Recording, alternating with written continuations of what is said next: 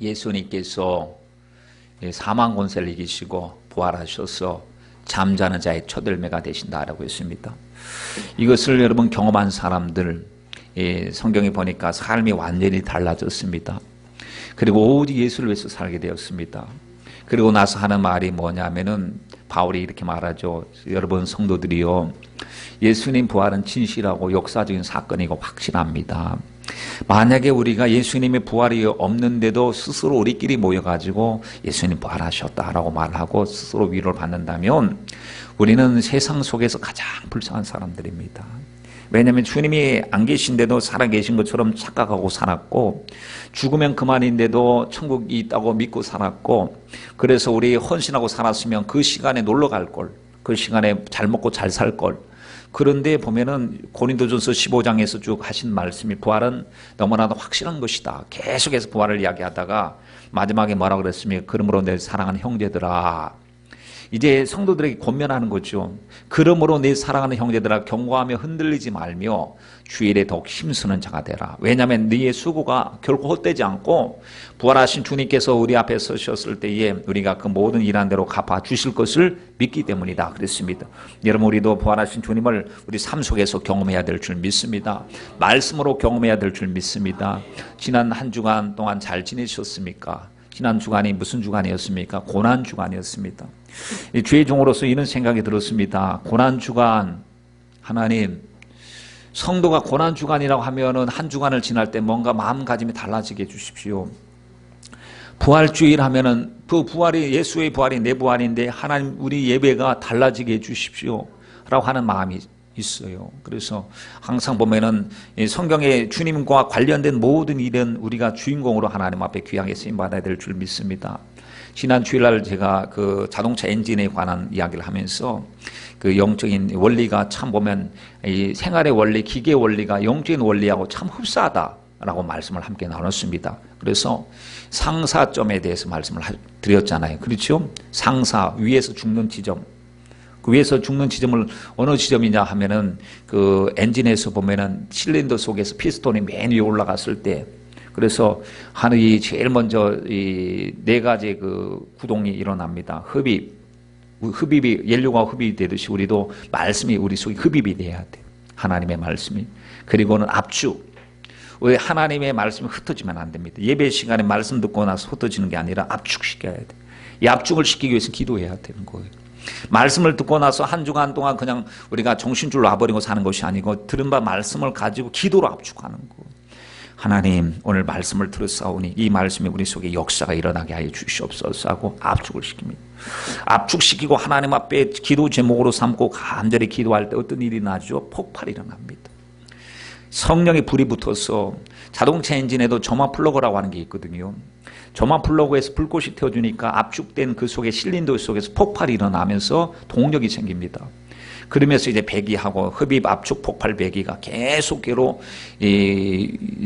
순환되고 연결되는 것처럼 우리도 영적으로도 흡입, 압축, 영적인 역사, 그리고 또 다시 힘을 얻고 하면서 해야 되는데, 어제 우리 아이들하고 예배 드릴 때 뭐 계란도 싸야 되고 여러 가지 일들이 좀 있었습니다. 그래서 아이들이 좀 빨리 끝내줄 수 없느냐 그래가지고 그러면 하나의 영적 원리만 우리가 생각해보고 기도하고 또 봉사하자.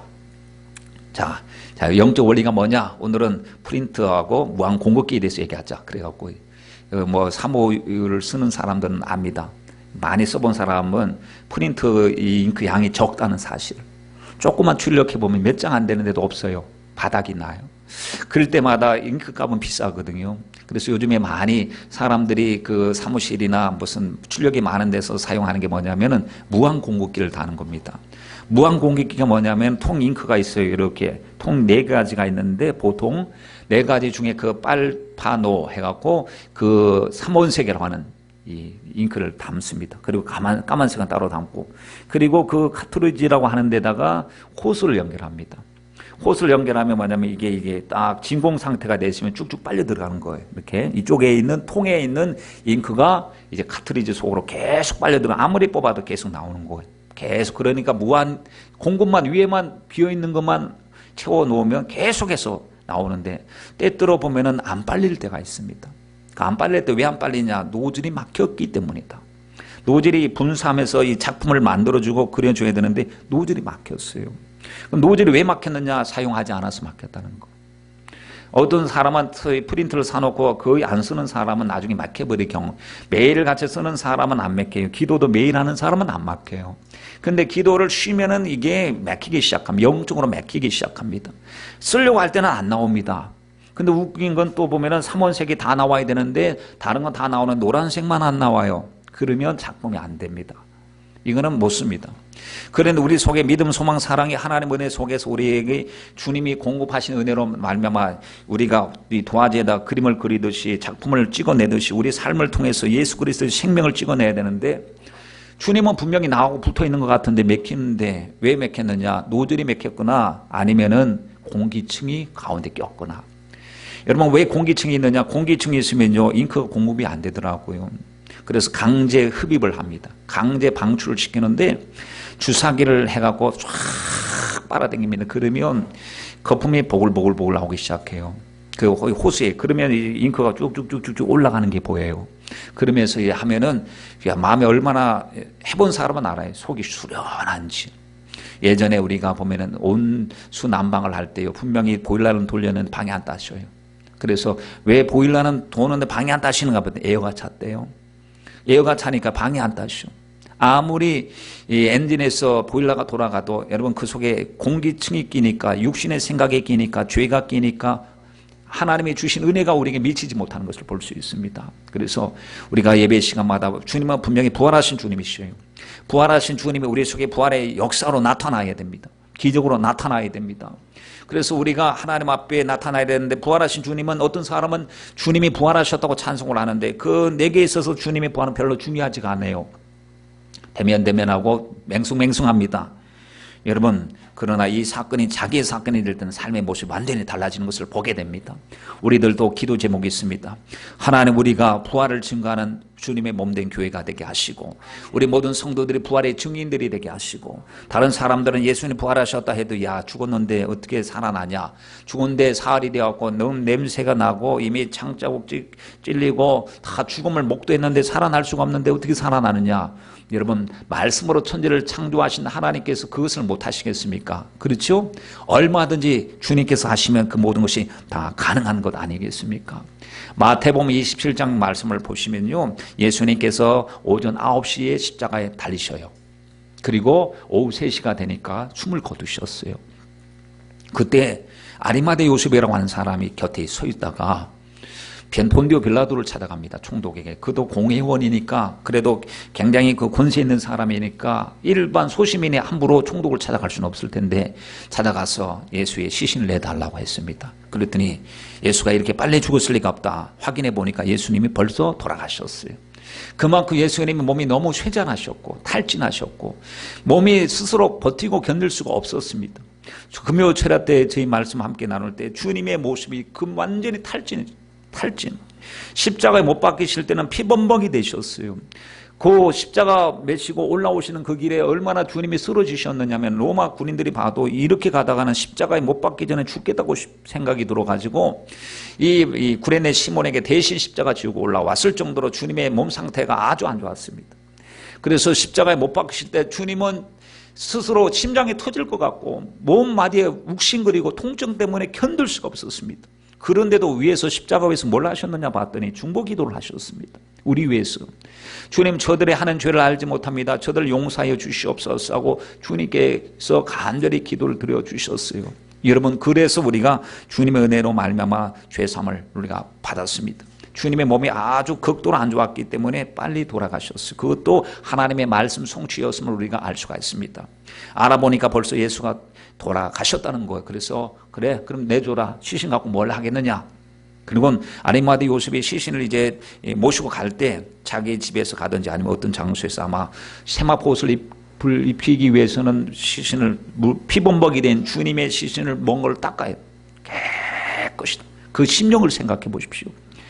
그렇게 사랑하고 섬겼던 예수님께서 이제 끝났구나. 예수님의 생애는 끝났구나. 파란만장하셨고 짧은 생애 젊은 나이였지만 정말 기적을 많이 베풀었던 예수님이 드디어 죽었으니 내가 죽은 만물이라도 잘해줘야 되겠다 하고, 그래도 신앙 양심과 인정을 가지고 깨끗이 닦고 세마포옷을 입혀가지고 자신의 한 번도 사용하지 않는 빈 무덤에다가 이제 옮겨놓고 돌로 딱 막아놨습니다. 이튿날이 됐어요. 이제 대제사장 무리들이 본디오 빌라도를 찾아갑니다. 그래서 하는 말이, 그 전에 지금 예수라고 하는 사람은 이미 죽어서 시신이 지금 안치되어 있는 것은 맞는데 혹여나 제자들이 또 와서 몰래 시신을 훔쳐가고 나서 그가 부활했다고 거짓말을 하면은 그 일이 아주 복잡해지니까 보초를 좀 세워달라고 합니다. 그래서 맨날 하는 말이 자기가 죽고 나선 사흘 만에 살아날 것을 말했다는 거예요. 여러분, 제자들도 별로 탐탁치 않게 별로 신경 쓰지 않았던 것이 대적들이 그걸 갖다가 믿지는 않았지만 혹여나 하고 준비했습니다. 그래서 군병들을 세워놓고 거기다가 이제 딱 보초를 세워놨어요. 그런데 그 다음날 아침에 새벽에 막달라 마리아하고 또 야고보 어머니 마리아 그리고 이 살로메라고 하는 사람이 가서 이제 예수님 몸에 향품을 바르기 위해서 시신을 깨끗하게 다시 한번 향품을 바르기 위해서 가고 있었을 때에 가서 보니까 돌문이 굴려져 있었고 그 속에 들어가서 깜짝 놀랐습니다. 주님의 시신이 없었습니다. 사람들이 막 당황하고 있었을 때에 이 천사가 하는 말이죠. 너희는 무서워 말라. 십자가에 못 박힌 예수를 너희가 찾는 줄 내가 아노라.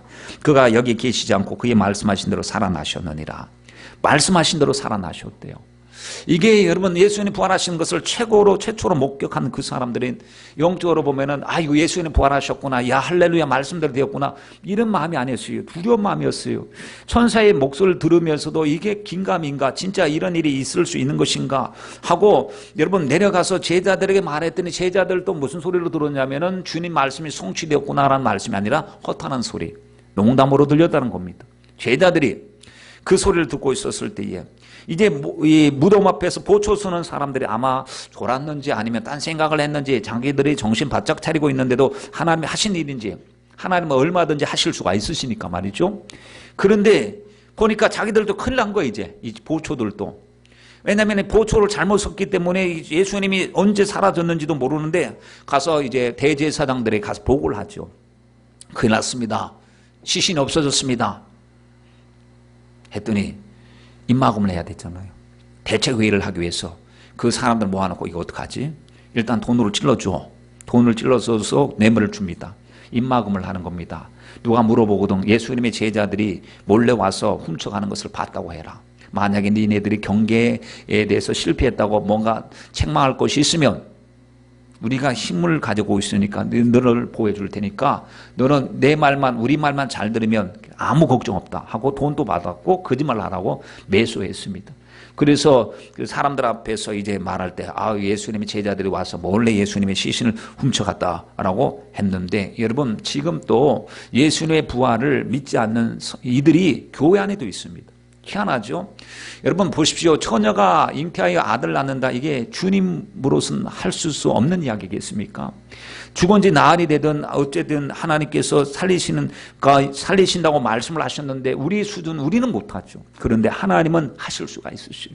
없는 것을 있는 것으로 부르시고 무에서 유를 창조하신 주님께서 왜 못하시겠습니까? 여러분 우리는 너무나 하나님의 말씀을 들으면서도 늘 우리 생각으로 하나님의 말씀을 봅니다. 그래서 성령으로 보고 깨닫는 것이 굉장히 중요합니다. 여러분 예수님의 부활은 역사적인 사실이에요. 역사적인 사실. 그러니까 신화를 이야기하는 것도 아니고 전에 내려온 전래 동화도 아니에요.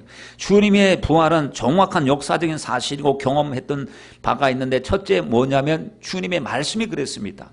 주님께서 마태복음 16장 21절 말씀에 예수님께서 자기가 예루살렘에 올라가 장로들과 대제사장들과 서기관들에게 많은 고난을 받고 죽음을 당하고 제3일에 살아나야 할 것을 제자들에게 가르치셨다. 예수님께서 이제 아직까지 십자가 못 박히지 않았는데도 당신에게 일어날 일들에 대해서 미리 자꾸 예고를 해주셨어요. 나 이렇게 고난당하고 사흘 만에 다시 살아날 것이다 라고 제자들에게 말했는데 제자들은 잘 안 들었습니다. 두 번째 말했습니다. 세 번째 말했습니다. 반복적으로 그렇게 말했는데 제자들이 듣지 않았습니다. 그러나 주님의 말씀하신 말씀이 그대로 성취되었습니다. 여러분 그리고 보십시오. 또 천사들이 와서 이제 경배를 하죠. 누가복음 24장 5절로 6절 말씀에 보면 어찌하여 산 자를 죽은 자 가운데서 찾느냐, 여기 계시지 않고 살아나셨다. 그분이 갈릴리에서 하신 말씀 기억하지 못하느냐, 갈릴리에서 만나자고 하지 않았느냐라고 천사가 예수님 말씀하신 것을 기억하고 살아 계신 분을 왜 죽은 자 가운데서 찾느냐라고 천사가 증거했어요. 그리고 세 번째 보니까 제자들이 증거했습니다. 제자들이 부활하신 주님을 만나고 나서 변화받았습니다. 처음에는 허탄하게 들었어요. 그럴 리가 없어. 여자들이 와서 최초의 목격자인 여자들이 말을 하니까 당신들이 혹시 주님을 너무 사랑한 까닭에 환상 본 거 아닌가 그랬습니다. 그래서 허탄한 듯이 보여요. 그 여자들은 너무나 지나치게 예수님을 사랑했고 너무나도 극도로 주님을 사모했기 때문에 아마 환상을 봤을 것이다 라고 해서 베드로가 제일 먼저 쫓아서 가보니까, 현장만 가보니까 주님의 시신은 없었던 것을 발견하게 됩니다. 여러분 마태복음 28장 17절 말씀해 보니까 의심하는 자, 예수를 배웠고 경배하나 오히려 의심하는 자도 있더라 그랬어요. 그런데 예수는 봐도 의심하고 있었어요. 그런데 주님이 일어난 일이 자기 사건이 되지 않을 때는 여러분 의심을 많이 했습니다. 제자들은 덥석 믿어버린 사람이 아닙니다. 아주 자기를 굉장히 위하는 사람들이고 함부로 자기가 목숨 걸고 예수 편에 설 사람들이 아니었습니다. 왜냐하면 예수님이 십자가에 못 박히시기 위해서 잡히실 때는 다 도망가 버렸어요. 사도 요한 외에는 코빼기도 보이지 않고 다 숨어서 주랭랑을 치고 다 도망가 버렸던 그들이었습니다. 엠마오로 내려가던 두 제자도 낙심과 시리와 좌절에 빠져서 내려갈 때 주님이 딱 달라붙어서 말씀하시잖아요. 뭐라고 하냐, 너희네들 왜 근심이 많지? 여차저차해서 예루살렘에서 근간에 있었던 일에 대해서 모르십니까? 그래도 선지자의 말한 것을 들이밀는 자들이요, 그리스도께서 그는 고난을 당하고 죽으셔야 된다는 것이 성경 속에 구약 성경에 기록된 것을 알지 못하느냐? 주님이 고난당하시고 십자가에 못 박히신 것은 하나님의 그 방법이었고 하나님의 뜻이 이루어지고 있는 과정이었다라고 알려줬는데, 그 알려주시기 전까지만 해도 사람의 목소리는 다 들었습니다. 그런데 자기 것이 안 됐어요. 보면 여자가 와서 말해주고 또 베드로도 와서 말해주고 말해줬는데도 내가 주님을 못 만나면 여전히 교회 안에서도 상심합니다. 여전히 주님 앞에 기도할 때도 살아계신 주, 나의 참된 소망 찬양을 해도 나에게는 살아계신 주님이 아니에요. 이론으로만 알고 있는 주님이에요. 어머님이 나를 위해서 열심히 기도하니까 그냥 어머니가 믿는 하나님이지 내가 믿는 하나님이 아니에요. 그리고 말하기를 나는 어려서부터 모태신앙으로서 교회 안에서 자랐지만 나는 하나님을 만나본 적이 없으니까 어머니 나한테 강요하지 마세요. 종교는 각각이잖아요. 대한민국의 종교의 자유를 보장하고 있으니까 왜 나한테 강요하세요? 라고 하는 식으로 막 이제 도전을 하죠. 하나님 못 만나니까. 여러분, 그런데 하나님 만나고 나니까 사람의 모습이 완전히 달라지는 것을 볼 수가 있습니다. 의심하는 도마가 어떻습니까? 난 주님 손 못 만져보면, 옆구리 만져보지 않으면 안 믿겠다고 그랬습니다. 근데 주님께서 만져봐라, 옆구리 만져봐라 그랬더니 뭐라, 주님은 주십니다 라고 했습니다.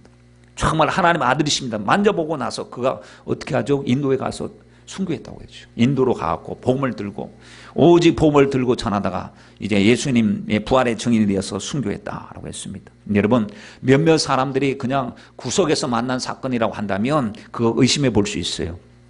그런데 고린도전서 15장에 보니까 500여 형제에게 주님이 일시에 나타났다라고 말씀했습니다. 그러므로 주님의 부활은 객관적이고 정확하다는 사실인데, 부활의 주님을 만난 사람들마다 목적이 완전히 달라집니다. 옛날에는요, 누가 높냐 누가 낮냐 이것 갖고 싸웠어요. 제자들이 주님의 심정을 전혀 모르고, 야, 예수님 한 자리 하면 나도 좌의정하고 너도 우의정하고 우리 서로 한번 해먹자라고 했는데, 주님께서 부활하시고 난 다음에 부활의 증인으로서 살겠다고 목숨을 내놓은 것을 볼 수가 있습니다. 진짜 부활의 주님을 만나지 못했다면 제자들이 저렇게 변화받을 수가 없었을 것입니다. 사도행전을 보십시오. 사도행전은 사도들이 행한 행적을 기록한 것인데, 성령 받고 사도들이 부활하신 주님을 만나고 나서 어떻게 살았습니까? 복음의 증인, 부활의 증인이 되었습니다. 부활을 따지고 이야기할 때 가장 민감하게 알레르기 반응을 일으키는 사람이 누구냐 하면 대제사장들입니다. 왜냐하면 자기들이 죽였으니까. 자기들이 예수를 이게 신성 모독죄로 죽이고 이제 죄의 목을 만들어서 죽였으니까 예수님이 부활하셨다면 그들이 죄인이기 때문에 이제 그들은 철저하게 예수님 부활을 믿지 않고 가로막았습니다. 그러나 지 사도들의 심령 속에 부활하신 주님이 계시니까 이제는 이 복받치는 감격을 견딜 수가 없어서 그 성전에서 모여서 외치기 시작하고 거리에서 모여서 외치기 시작합니다. 베드로와 요한도 나는 금과 은은 내가 없지만 내게 있는 것을 내게 주는데 부활하신 예수님의 이름으로 일어나 걸어라 했더니 막 일어나서 걷기도 하고 뛰기도 합니다. 사람들이 모여와가지고 이게 무슨 소동이냐, 이 무슨 일이냐, 네가 누구의 이름으로 이 안전병기를 일으켰느냐 그랬더니 우리는 부활하신 예수님의 이름으로 일으켰다. 딱 모아가지고 데려와가지고는 협박을 하죠. 예수 얘기하지 마. 우리가 가진 권세가 얼마나 대단한 줄 아느냐. 함부로 하면 죽여버리겠다는 거. 그러나 여러분 보십시오. 함부로 하면 죽인다 해도 죽음은 무섭지가 않은 거예요. 여러분, 왜냐하면 부활 소망이 있기 때문에, 죽어도 다시 사는 소망이 있기 때문에 죽을 기회가 많았습니다. 그러나 주님이 사명 감당할 때까지는 제자들 지켜주시고 보호해 주셨죠. 그러나 제자들이 보십시오, 다 세상적으로는 미련하게 살았습니다. 참 비참하게 어떤 사람은 단두대에서 죽기도 하고, 어떤 사람은 껍데기가 벗겨져서 죽기도 하고, 어떤 사람은 십자가에 못 박혀서 죽기도 하고, 어떤 사람은 X자 십자가에 못 박혀 죽기도 하고, 창에 찔려 죽기도 하고, 참수당하기도 하고, 그들이 겉으로 봤을 때는 인생의 실패자처럼 보였어요. 그러나 예수 위에서 살다가 그렇게 순교했습니다. 왜냐하면 부활하신 주님이 내 자신들의 마음속에 살아계시기 때문에 더 나은 부활을 얻고자 아예 구차히 목숨을 지키려고 하지 않았기 때문에 그렇습니다. 여러분, 제자들의 삶이 달라지는 것을 보면서, 바울의 삶이 180도로 달라지는 것을 보면서 바울이 가치관, 인생, 보물관이 완전히 눈에 보이는 것이 아니라 하나님 말씀 따라 사는 것을 보면서 우리가 느끼게 될 것이 무엇이냐면, 하나님, 우리들도 부활하신 주님을 더 깊이 뜨겁게 만나야 될 줄 믿습니다. 다윗이 만난 것처럼, 바울이 만난 것처럼, 하나님 제자들이 만난 것처럼, 아브라함도 영원한 도성을 바라본 것처럼 우리도 하나님의 주실 영원한 하나님의 나라의 도성을 말씀 듣는 그 시간마다 우리가 깨달아야 될 줄 믿습니다. 여러분, 가장 중요한 증거가 무엇이냐면, 내가 부활하신 주님을 만날 때 그 누가 부인할 수가 있겠습니까? 스펄전 목사님이 길을 걸어가는데 어떤 한 소년이 새장에다가 이제 새를 가둬놓고 막 괴롭히기 시작하는 거예요. 아이가 성격이 좀 나쁜 아이인가 봐요. 새를 좀 아끼고 보호해줘야 되지, 새를 그렇게 괴롭히면 안 되잖아요. 그래갖고 새가 새장 속에 있으니까 도망도 못 가는 데다가 막 막대기 갖고 찔러대고 막 새가 아프다고 막 푸드득 거리고 날아다니니까 어른으로서 보니까, 너 요즘 말로 하면 동물학대 아닙니까? 그런데 그걸 막 괴롭히고 막 그냥 그걸 흥미롭게 재밌게 하는데, 야, 괴롭히지 마. 너 왜 새를 그렇게 괴롭히니? 그랬더니 내 마음이라는 거야. 내 마음. 왜 내 거는 내 것이니까. 내 것 갖고 내 마음을 하는데 뭘 하냐. 그래, 그거 나한테 팔아라. 그랬더니 안판, 2파운드 줄 테니 팔아라. 그래서 거래가 성사됐어요. 그래서 그 새를 샀어요. 그러니까 내가 새를 사니까 그 아이가 이 새를 못 괴롭히는 거.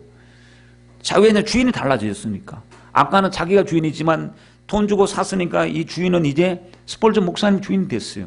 새장을 엽니다. 그 새를 날려줘 버렸어요. 그리고 나서 며칠 후에 이제 설교할 때 이렇게 설교했습니다. 여러분, 마귀는 인간을 괴롭혔습니다. 죽이려고 했습니다. 그러나 하나님께서 독생자 예수님을 보내서 그 죄값을 다 지불하셨습니다. 그리고 그 피값으로 우리가 샀습니다. 이젠 우리가 하나님의 것이 되었습니다. 더 이상 마귀가 좌주지 못합니다. 이젠 하나님의 것이기 때문에. 여러분, 이것이 바로 예수님 피값이에요. 예수님의 피로 말미암아 우리가 죄사함을 받았어요. 우리가 대속의 은혜를 받은 줄 믿습니다. 로마서 4장 25절 말씀에 예수는 우리 범죄함을 위하여 내어줌이 되고, 우리 범죄 때문에 내어줌이 되고, 또한 우리를 의롭다 하심을 위하여 살아나셨느니라 라고 했습니다. 여러분, 주님이 이 죄의 삭은 사망이라고 하는 것을 당신의 몸으로 다 속죄하시고 대속해 주셨기 때문에 우리가 예수 안에 들어가면 됩니다. 예수 안에 들어가면 결코 정죄함이 없습니다. 로마서 8장 1절로 2절 말씀을 보면, 그러므로 이제 그리스도 예수 안에 있는 자에게는 결코 뭐예요? 종죄, 죄가 있다고 정죄함이 없나니 이는 그리스도 예수 안에 있는 생명의 성령의 법이 죄와 사망의 법에서 우리를 해방하였음이니라 라고 했습니다. 오늘 본문의 말씀은 여러분 데살로니가 전서예요. 데살로니가 전서는 데살로니가 교회 성도들이 보낸 편지인데, 이 데살로니가 교회가 세워지는 과정을 우리가 조금 성경 공부를 하면 아시겠습니다만 굉장히 어려운 상황 속에서 이 교회가 세워졌습니다. 사도 바울이 한 3주 정도 복음을 전하다가 영적으로 너무 힘이 들고 핍박이 너무 거세가지고 도망쳐 버렸어요. 밤에 몰래 도망갔어요. 근데 씨앗을 심고 갔더니 하나님이 그 씨앗이 자라게 해주신 거예요. 정말 믿음이 막 소문이 일어났어요. 믿는 자의 본이 되었어요. 아가야와 아시아의 본이 되었다고 성경에 말씀을 했거든요. 그리고 믿음의 역사, 사랑의 수고, 소망, 인내가 막 자라나기 시작하고 우상을 버리고 참되신 하나님께로 돌아오는데 성도들이 그때 그 성도들이 주님을 향한 갈망과 열정이 간절히 있었는데 핍박을 여전히 당하고 있으니까 바울이 그들에게 편지 쓰면서 너희들 소리를 들으니까 너무 기쁘고 감격스럽다. 내가 심었으나 자라게 하신 분이 진짜 하나님이시구나. 하나님의 복음이 살아있구나. 이 하나님 말씀이 살아있기 때문에 우리가 최고로 성도들이 위로받아야 될 것이 무엇이냐면 다시 재림하실 주님의 모습을 우리가 상상하고 바라고 기대하면서 그날을 상상하자. 그래서 재림의 서신입니다. 재림의 서신. 주님 다시 오실 것을 우리가 재림을 사모하는 자들이기 때문에 이 땅에서 하나님의 뜻대로 반드시 살아가야 되고 말씀과 기도로 깨어서 우리가 살아가야 된다 라고 말을 하면서 오늘 13절 말씀에 이렇게 말하죠. 형제들아 자는 자들에 관하여는 그랬어요.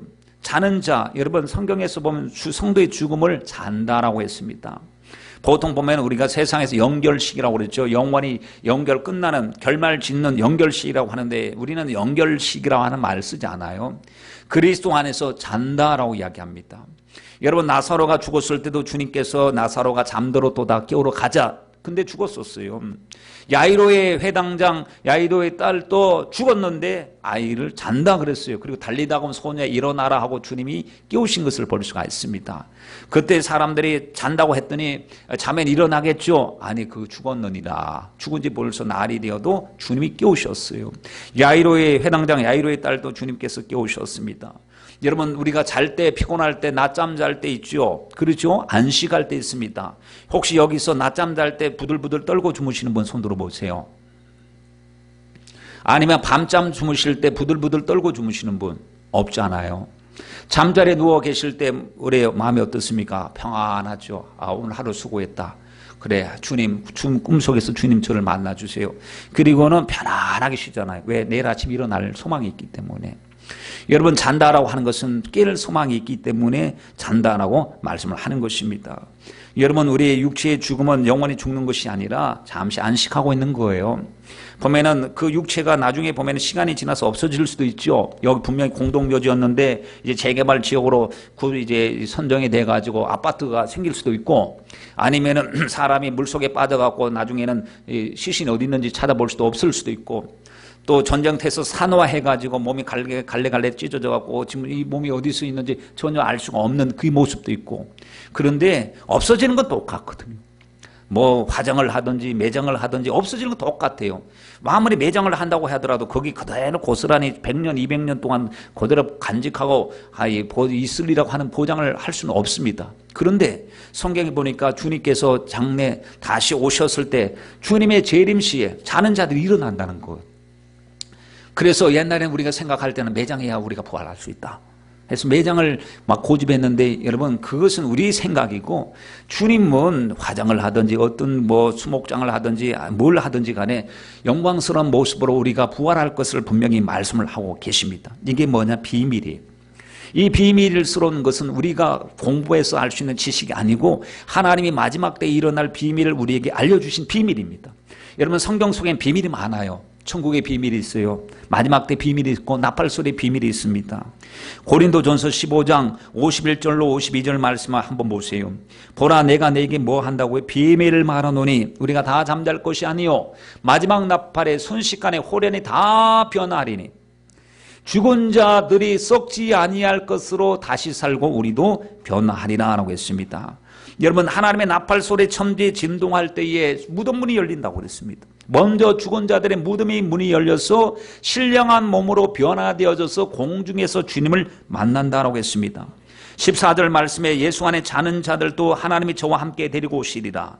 17절 말씀에 보면 그 위에 우리 살아남은 자도 저희와 함께 구름 속으로 끌어올려 공중에서 주를 영접하게 하시는 이것이 뭐예요? 공중에서 주님을 만나는 것이요 휴거입니다. 휴거. 그러니까 우리 몸이 어떻게 공중에 올라가느냐? 여러분 하나님의 전지전능하신 능력으로 신비한 몸이 되어서 우리가 공중으로 올라갈 수 있는 존재가 된다는 사실을 우리가 아셔야 됩니다. 이때 주님께서 우리를 한자리에 모으실 때 우리 주님 영광 중에 기다리고 고대했던 주님이 드디어 재림하시는 바로 그 순간이 정확하게 이루어질 거예요. 왜냐하면 하나님의 말씀하신 것이 이루어지지 않는 말씀이 하나도 없었어요. 주님께서 처녀로 예수님이 나신다는 말씀도 이루어졌고 사흘 만에 부활한다는 말씀도 이루어졌고 성령을 보내주신다는 말씀도 이루어졌는데, 여러분 빌립보서 3장 21절 말씀에 보면 그가 만물을 자기에게 복종케 하실 수 있는 자의 역사로, 하나님의 역사입니다. 하나님의 역사로 우리의 낮은 몸을, 병들고 아프고 신음하는 이게 낮은 몸을 자기 영광의 몸의 형체와 같이 변케 하시리라. 고린도전서 15장 37절에서 38절 말씀에 보시면 여러분 씨앗 심는 얘기를 하는 겁니다. 지금 씨앗 심을 때 우리가 심을 때 모습 보면 옥수수 씨앗을 심으면 그 모습 그대로 나는 게 아니잖아요. 옥수수 때 올라가고 열매 맺는 것으로 나타나지 않습니까? 그리고 삼시를 뿌리는 것을 봤는데 삼시를 산에다 뿌리면 장뇌삼이라고 해갖고 이게 이제 산에서 자라나면서 이제 그 인삼처럼 산삼처럼 이게 자라나는 것을 보는데 심는 것하고 나타나는 것하고 완전히 다르죠. 지금 그 얘기를 지금 하고 있는 겁니다. 또 너희 뿌리는 것은 장래 형체를 뿌리는 것이 아니요 다만 밀이나 다른 것의 알갱이 뿐이로되 하나님이 그 뜻대로 저에게 형체를 주시되 각 종자에게 그 형체를 주시느니라. 하나님이 변화된 모습으로 심는 것과 나타나는 것이 다르다라고 했는데, 여러분 우리가 땅에 콩이나 옥수수 알갱이를 심으면 그대로 나는 것이 아니잖아요. 씨앗이 썩어지죠. 그렇죠? 감자도 보면은 씨감자는 썩어지죠. 썩어지고 나서 또 다른 같은 종의 아름다운 열매가 맺혀지듯이 우리가 죽으면 하나님의 이 모습, 이 나이 그대로 부활하는 것이 아니고 가장 아름다운 모습으로 죽을 몸이 변화된 모습, 영광스러운 모습으로 변화시켜 주셔서 우리가 주님과 영원히 산다라고 말했습니다. 얼마나 환상적입니까? 얼마나 놀라운 일이겠습니까? 고린도전서 15장 42절 말씀에 죽은 자들의 부활도 이와 같으니 썩을 것을 심었고 썩지 아니할 것으로 다시 살고 욕된 것으로 심고 영광스러운 것으로 다시 살며 약한 것을 심고 강한 것으로 다시 살며 심는 것과 거두는 것이 완전히 다른 것을 볼 수가 있습니다. 여러분 우리도 함께 주님 앞에 변화된 모습으로 공중에서 주님을 맞이하는 저와 여러분이 되시길 바랍니다. 그런데 아무나 첫째 부활에 동참하지 않습니다. 부활도 첫째 부활이 있고 둘째 부활이 있는데 첫째 부활은 생명의 부활이에요. 둘째 부활은 심판의 부활이 있는데 첫째 부활은 주님이 나팔 불 때 사람들의 몸이 무덤의 문이 열리고 살아있는 사람들도 변화되어서 공중에서 주님 만나는 부활인데, 그때 만나는 사람들은요 지금 이미 영이 살아있는 사람, 영혼의 부활이 선행되어야 육신의 부활이 있다는 사실이에요. 그러니까 영혼의 부활이 어떻게 선행되느냐 하면은 내가 죄인 되었는데 하나님을 나의 아버지로 모시고 성령님을 나의 인도자로 모시고 예수님을 나의 구주로 모시고 내가 죄인 되었음을 실토하고 회개하고 예수를 받아들일 때 내 안에 하나님의 나라가 이루어지고 하나님이 다스리시고 죄를 이긴 사람들에게 주님께서 마지막 때 무덤의 문을 여시고 공중에서 주님을 만나게 해 주신다는 사실입니다. 그래서 예배 시간이 중요한 이유가 그렇습니다. 예배를 통해서 믿음이 없는 사람들이 살아계신 주님을 성령으로 만나고 변화받아야 그 사람이 진짜 성도가 됩니다. 진짜 일꾼이 되는 것입니다. 앉아가지고 여러분 그냥 시간 때우기로 우리 신앙생활 하지 마시고 부활하신 주님을 그 누가 다른 사람이 나 예수님 부활을 난 못 믿겠다, 나니까 모태신앙인데도 아무리 생각해도 그건 못 믿겠다고 하는 사람에게 나는 예수님 믿은 지 얼마 안 되거든. 그런데 성령으로 주님을 만나고 나니 주님의 부활은 너무나 절대적인 사건인 것을 깨닫는다. 나는 이 일의 증인으로 살아야 된다 하고 여러분 고백할 수 있는 하나님의 일꾼들이 다 되시길 바랍니다. 영적 부활이 생명 예배 시간에 나타납니다. 말씀 들을 때 여러분 생각의 부활이 일어나고 심령의 부활이 일어나고 죄에 대하여 예민한 감각이 생기기 시작하고 하나님 앞에 회개하기 시작합니다. 여러분 말씀 들을 때마다 생각의 부활이 일어나시길 주님의 이름으로 축원드립니다. 육신의 생각 가지고는 안 되거든요. 아까 말했던 그 공기층이라고 하는 것 있잖아요. 온수 난방을 해야 되는데 물이 돌지 않아요. 왜냐하면 가운데 에어가 찼다고. 에어가 차면요 그 온기가 전달이 안 됩니다. 순환이 안 됩니다. 순환이 돼야 뜨뜻하든지 말든지 아직 멈춰가고 정체된 상태에 있으니까. 그래서 우리가 육신의 부활이 일어나야 됩니다. 야, 나 이거 이렇게 해서는 안 되겠구나. 나는 지금 예수를 믿는다고 교회를 좀 다니고 기도는 해봤는데 진짜 생각해보니까 제대로 진짜 안 믿은 것 같구나. 정말 어떤 사람들은 하나님 앞에 진짜 기도할 때 말씀대로 살아보고 몸부림치려고 하는데 나는 조금 해보다 말고 그러다가 하는 둥 마는 둥 하고 그러면서 하는 말이 에이 기도해도 되는 게 없더래. 그리고 또 하나님을 섬겨도 나에게는 뭐 기적도 없고 역사도 없고 아무런 느낌도 없다. 여러분 될 정도로 우리가 뜨거움을 가지고 하나님 앞에 영적인 열심을 가지고 삼아야 될 줄 믿습니다. 여러분 에베소서 2장 1절에서 6절 말씀은 아주 중요한 말씀입니다. 우리가 과거와 현재와 미래에 대하여 주님께서 정확하게 우리에게 말씀하신 내용인데 여러분 말씀을 읽어드릴 테니까 한번 잘 마음속에 그려보시길 바랍니다. 너희의 허물과 죄로 죽었던 너희를 살리셨도다. 과거가 죽었었어요. 뭘로? 죄와 허물로. 그때는 죽었을 때 우리가 뭐 했느냐? 너희가 그 가운데 행하여 죄 가운데 행하여 이 세상의 풍속, 마귀 풍속, 공중의 권세 잡은 자를 따라다녔어요. 그런데 그 귀신이 뭘 하고 있느냐? 곧 지금 불순종의 아들들 가운데 역사하는 영이라. 전에는 우리도 다 그 가운데 우리 육체의 욕심을 따라 지내며 육체와 마음에 원하는 것, 지금도 마찬가지예요. 우리가 이 마귀를 추종하고 어둠에 매여 있는 사람은 자기가 중심이에요. 자기 중심. 근데 성령 받고 예수를 만난 사람은 예수를 주로 고백하잖아요. 주여 주여 주님을 고백하기 때문에 예수 중심이에요. 말씀 중심이에요. 하나님의 십자가 중심으로 우리가 가야 될 줄 믿습니다. 그래서 이제 이렇게 본질상 진노의 자녀로 살던 우리들을 긍휼에 풍성하신 하나님의 사랑으로 죽은 우리를 살려주셨어요. 예수 피값으로 살려주셨어요. 예수 부활, 우리의 부활, 예수 십자가 때문에 우리가 살게 되었는데 예수와 함께 살리시고 함께 일으키시고 함께 하늘에 앉혀버리시고 그래서 우리가 하나님의 자녀가 된 것은요 엄청난 예수님의 피값 없이는 절대로 우리가 하나님의 자녀가 될 수 없어요. 저와 여러분 예수 피로 우리가 구속받고 하나님의 자녀가 된 줄 믿으시면 아멘 하시길 바랍니다. 여러분 그런데 조심해야 될 것이 있습니다. 끝까지 조심해야 됩니다. 신앙생활 우리가 주님 앞에 서는 그 순간까지 우리가 끝까지 예배 잘 드려야 돼요. 기도 생활 실패하지 말아야 되고 말씀에 순종해야 될 줄 믿습니다. 왜냐하면 성경에 보니까 선줄로 생각하는 자는 넘어질까 조심해라. 우리 주변에 보니까 잘 나가던 사람들 나중에 넘어지는 사람들 여러분 보셨죠? 그리고 우리가 말합니다. 아니 예수님 잘 믿었는데 저 사람 왜 저렇게 됐나? 그렇죠. 아니 옛날에 그 간증도 하고 돌아다녔잖아. 자기가 하나님을 만났다고 하고 막 이제 개과천선하고 달라졌다고 하는데 아니 저 사람은 지금 보니까 왜 저렇게 타락하고 옛날 모습 그대로 돌아갔는데 왜 그렇게 됐냐 물어보면요 마귀에게 당했다는 거예요. 마귀는 한번 자기가 소유물로 잡고 죄를 짓게 만들었던 것은 자꾸 포기하지 않아요.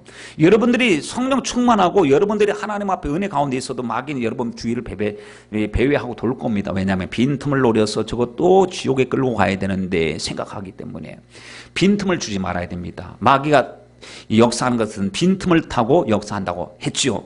여러분 보십시오. 1982년도에 강남의 재벌 수많은 부잣집을 털어서 드라이브 하나만 가지고 집을 털었던 대도라고 불렸던 조아무개 씨가 있어요. 이 사람이 이제는 그 15년간 수감생활을 하고 나서 이제 추록을 하면서 나는 이제 하나님 안에서 변화받았다. 새 것이 되었다 하고 나와가지고 이제 목회자의 길을 걸어갑니다. 그리고 이제 2000년도에 그 아내를 만나고 환갑이 넘은 나이에 자식을 낳았어요. 그래서 좋다고 그러고 이제 행복하죠. 아내도 있죠. 자기는 하나님을 만났죠. 목회자의 길을 걸어간다고 하죠. 옛날엔 도둑놈이었어요. 그런데 도둑 다 버리고 이제는 오직 하나님의 영광을 살겠다고 하고 이제 같이 부부가 목회자와 목회자의 아내가 되어가고 열심히 기도하고 하나님을 경험했는데 나중에 보니까 도둑질하다 잡혔대요. 저기 가까운 나라에 가서 도둑질하다가 잡혀가고 거기서 3년 동안 징역 살해하고 왔어요. 그래서 우리가 생각할 때 아니 간증하고 돌아다녔던 저분이 또다시 옛날 그 습성을 버리지 못해서 또 그랬었구나. 그래서 하는데 여러분 그걸 보면서 우리가 느낀 게 뭐냐면 그 개인에 대한 비난도 뭐 본인은 감수해야 되겠지만 죄의 무서움을 알아야 되는 것이죠. 또 와가지고 또 요번에 또 어떤 집을 또 들었다 그래갖고 그 시간이 오래됐잖아요. 그래서 그분이 요즘 어떻게 사시나 하고 한번 알아보니까 2015년도 10월 뉴스에 나오더라고요. 몇 달 안 됐잖아요. 2015년 10월 뉴스에 뭐라 나오냐면은 도둑질하다가 또 구속됐다고 그러더라고요. 근데 나이를 보니까 한 77, 8세 정도 되신 것 같아요. 그 사람 나이가. 그 부인이요, 2013년도에 뭐 대찬 인생이, 전 어디 사는지도 모르는데 대찬 인생에 그 부인이 나왔대요. 초연 스님으로. 중이 돼서 나왔어요. 근데 거기 나와가지고 자기도 거기 보니까 화면으로 캡처한 것을 보니까 그 분이 나왔더라고요. 또 같이 나와가지고 또 그 사람과 인터뷰를 했어요. 또 같이 앉아고 자기 생애가 뭐 어쩌고 했는데 결국에 보니까요, 목회자의 부인이었던 그분이 머리를 깎고 중이 되어 있어요. 그걸 보면서 굉장히 가슴이 아프죠. 아프면서 영적 전쟁에서 우리가 정말 조심해야 되겠구나. 여러분, 은혜 충만히 받았다고 방심했다가 그냥 넘어집니다. 마귀는요, 그런 경우 많잖아요. 위대하고 주목받는 사람이 한순간에 음란죄에 져서 무너뜨리게 만들고, 탐욕해서 무너뜨리게 만들고, 도박해서 무너뜨리게 만들고 하는 일들을 보면서 마귀가 굉장히 치밀하게 우리 약점을 파고들고 있다는 사실을 우리가 잘 알아야 됩니다. 여러분, 진짜를 맛봤으면 가짜 버려야 되잖아요. 여러분, 진짜 오리지널을 갖고 있는데 그걸 갖고 진짜가 진짜인 줄 모르면 이거 심각한 문제입니다. 분별할 줄 알아야 됩니다. 옛날엔 진짜를 못 봤기 때문에 가짜가 진짜인 줄 알았는데 이제 이 세상의 진짜가 아니라 하나님이 약속하신 하나님의 나라가 진짜고 주님이 함께 하신 말씀이 진짜고 우리에게 있어서 가장 소중한 것이 되었으니 우리는 하나님의 나라에 합당한 사람으로 믿음으로 말미암아 살아가야 될 줄 믿습니다. 여러분, 우리 신앙의 최고의 목표와 가치가 뭐냐면 주님의 부활이에요. 부활 소망과 우리도 다시 살아날 부활 소망과 재림 소망, 천국 소망, 영생 소망, 이것이 우리에게 있어서 우리를 움직여가는 동력이 되어야 될 줄 믿습니다. 신앙의 목적은 더 큰 영광을 얻기 위해 주님 앞에 더 큰 상급을 받기 위해서 이 부활을 소망하고 주님이 우리에게 맡겨주신 일에 대하여 충성을 다하는 것입니다. 히브리서의 말씀에 보니까 그렇게 말씀하지 않았습니까? 더 악행을 받더라도 이 더 좋은 부활을 얻고자 하여 악행을 받되 구차히 면하지 않았다라고 했습니다. 여러분, 사람의 자기의 그 소망과 뜻을 어디에 두느냐에 따라서 믿음, 소망, 사랑이 달라지고, 그리고 돈 씀씀이고 달라지고, 시간 보내는데 달라지고, 물질 보이는데 달라지거든요. 우리의 소망이 뭐죠? 진짜 소망이요. 자식 그냥 좋은데 취직하는 것이 그것이 최고의 소망은 아니잖아요. 내가 부자 되었고 그냥 잘 사는 게 그 소망이 아닙니다. 잠시 세상의 것은 잠시 것이고 지나간다고 말했습니다. 내 인생이 무엇이냐? 아침 안개 와갖고 있는 것이 악몽꾸도 아니라고 말씀했습니다. 그러니 우리는 진짜를 위해서 붙잡고 살아야 되는데 예수님 믿는 믿음, 천국을 소망하는 소망, 하나님을 사랑하는 사랑, 그리고 하나님을 사랑하기 때문에 시간 들여, 물질 들여, 마음 들여 하나님 앞에 충성하여 우리 모두 정말 하나님이 우리에게 주시는 영원한 생명을 얻는 저와 여러분이 다 되시길 바랍니다. 천국 소망이 우리를 압도해야 됩니다. 여러분, 우리가 정말 제자들이 그러한 삶을 살았습니다. 소망이 우리를 이끌어 가야 돼요. 우리가 막 힘들고 기도하기 힘들고 지칠 때 있잖아요. 너 그럴 사람 아니지 않느냐? 예수의 핏값을 생각해라. 주님이 부활하신 그 부활이 우리의 부활임을 생각하라. 정말 예수님의 부활이 전부를 바꿔놓았습니다. 여러분, 제자들을 바꿔놓았습니다. 오늘도 주님께서는 우리를 만나 주실 줄 믿습니다. 부활하신 주님께서는요, 우리가 생각할 때는 참 본때를 보여주기 위해서 제사장들에게 나타나서, 야 봐, 내가 부활했어. 니네들이 나 죽였지. 내가 하나님 아들이 아니라고 그랬지. 신성 모독죄 졌다고 했지. 자, 손을 봐라. 구멍 난 거 보이냐? 옆구리 봐라. 니네들이 찔른 거 보이냐? 난 하나님 아들이 맞았어. 니네들이 큰 실수한 거야. 내가 니네들을 가만히 내버려 두지 않을 거야 하고 엄포를 놓고 막 이렇게 했더라면 아이고 통쾌하고 시원할 것 같은데 주님은 그들에게 한 번도 안 나타나셔요. 나타날 별 생각도 없으셔요. 그런데 누구에게 나타나신? 제자들에게 나타나셨어요. 부활하신 주님께서 가장 부활하시고 난 다음에도 누구를 만나 주시느냐 봤더니 막달라 마리아를 만나 주시는 거예요. 제자들이 많고 많은데도 막달라 마리아, 왜냐하면 주님을 가장 사랑했어요. 여러분, 요한복음 14장 21절 말씀에 보면 주님께서 말씀하셨죠. 나를 사랑하는 자는 내 아버지께 사랑을 받을 것이요 나도 그를 사랑하여 그에게 나를 나타내리라. 여러분, 우리도 주님을 사랑하기 때문에, 날마다 주님을 사모하기 때문에 날마다 주님이 우리에게 나타나셔서 긍휼과 자비를 베풀어 주시길 주님의 이름으로 축원드립니다. 여러분, 주님을 끝까지 사랑하십시다. 형편을 이기고 오직 믿음으로 사랑하시길 바랍니다. 신앙의 최고의 목적과 가치를 주님의 말씀에 두시고 오직 예수 위에서 살다가 예수 안에 있는 영원한 생명의 주인공 되시길 주님의 이름으로 축원드립니다. 우리 시간에